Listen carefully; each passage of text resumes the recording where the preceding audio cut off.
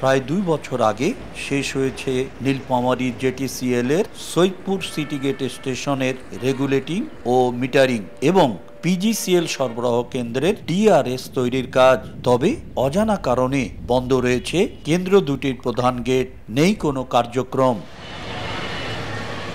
এতে গ্যাসের জন্য অপেক্ষার প্রহর আর শেষ হচ্ছে না নীলফামারীর উত্তরা ইপিজেড, সৈয়দপুর রেলওয়ে কারখানা, বিসিক শিল্পনগরী সহ বিভিন্ন ভারী ও মাঝারি শিল্প কারখানার মালিকদের বাধ্য হয়ে বাইরে থেকে গ্যাস কিনে উৎপাদন চলছে প্রতিষ্ঠানগুলোতে।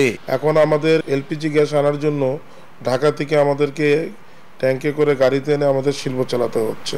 এতে আমাদের ব্যয় প্রায় অনেক বেড়ে গেছে। আমাদের বিসিক শিল্পনগরীতে গ্যাস দেওয়ার যে কথা, সেটা গ্যাস অদ্যাবধি আসতেছে না, লাইন কমপ্লিট হয়ে গেছে, আমরা গ্যাস পাচ্ছি না। এত টাকা ইনভেস্ট করার পর এটা যদি একটা শ্বেত হস্তির মতো পড়ে থাকে, তাহলে তো আমাদের দেশে কোনো কাজে লাগলো না।